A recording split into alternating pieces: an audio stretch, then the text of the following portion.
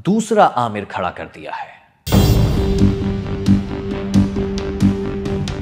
हम धोखे में रह गए, हमारा मकसद ये नहीं था, हमसे कुछ और काम ले लिया गया। ये अल्फाज उन शख्सियात के थे जो गुज़िश्ता 40 साल के दौरान ईरानी इनकलाब से मायूस हो गए। इनकलाब में हिस्सा लेने वाले यूनिवर्सिटीज़ के तलबा, दानिश्वर और ईरान की कम्युनिस्ट पार्टी समेत दाएं और बाएं बाजू की तंजीमें थी। शाह ईरान का तख्ता तो उलट गया, लेकिन इख्तिदार संभाल लिया इमाम खुमैनी ने। फिर वो हुआ जो किसी ने नहीं सोचा था। आज़ादी और जमहूरियत के नारे लगाने वाले अब मर्ग बर अमेरिका और मर्ग बर इसराइल के नारे लगा रहे थे। सूरत हाल ये थी कि स्कूल्स में भी असेंबली सेशन के दौरान बच्चों से ये नारे लगवाए जाते। खवातीन पर हिजाब लाजिम कर दिया गया। सिर्फ मुसलमान ही नहीं, हर मजहब की पैरोकार खातून पर शोख रंग, लिपस्टिक, नेल पॉलिश या एक बाल भी नजर आना खातून को जेल ले जा सकता था। नाराज खवातीन ने एहतजाज किया, जिसे दबा दिया गया।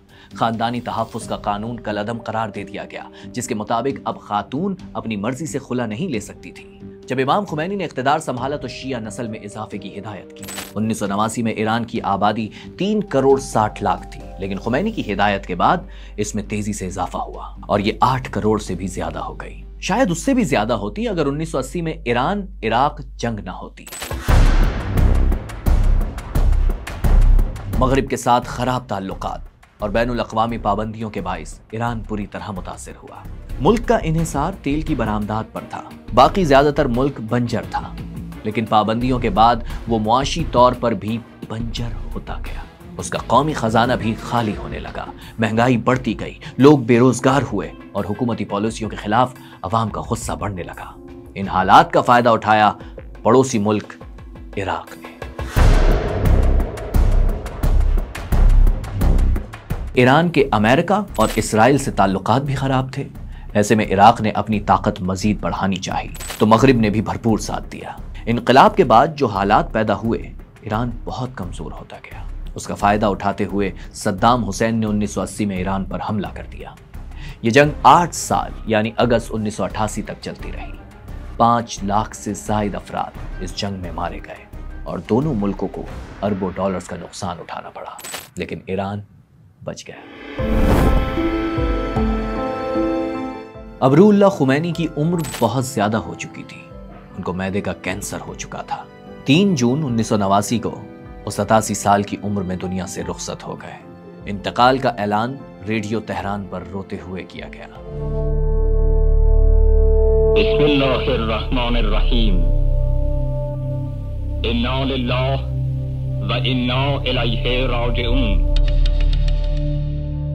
गम की फजा ने पूरे मुल्क को लपेट में ले लिया। हंगामी हालत का ऐलान कर दिया गया। तमाम टेलीफोन लाइन काट दी गईं, हवाई अड्डे बंद और सरहदें सील कर दी गईं। और फिर 11 जून को इंसानी तारीख के सबसे बड़े जनाजों में से एक जनाजा उठाया गया।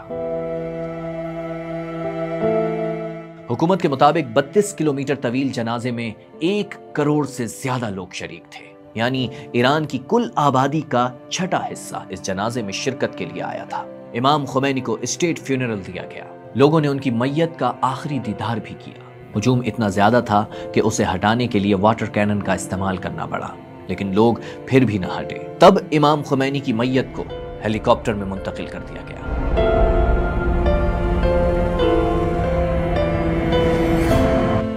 लेकिन जैसे ही हेलीकॉप्टर नीचे उतरा, हुजूम ने आगे बढ़कर इमाम खुमैनी की मैयत को अपने कब्जे में ले लिया। उनके कफन के टुकड़ों को बतौर यादगार अपने पास रखने की तगोदो शुरू हो गई। बहुत मुश्किल से उनके जनाजे को हुजूम से बचाया गया। इस अमल के दौरान दर्जनों लोगों की जान गई और सैकड़ों जख्मी भी हुए। फिर नमाज जनाजा पढ़ाई गई और तेहरान के बहिश्त ज़हरा कब्रिस्तान में उन्हें दफन कर दिया गया।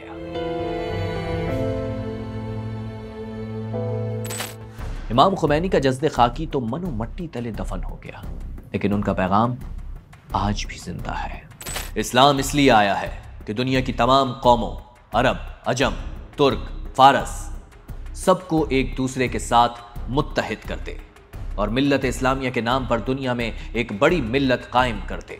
ये सदी खुदावंद कादिर के फजल से जालिमों पर मजलूमों की और बातिल पर हक की फतह की सदी है।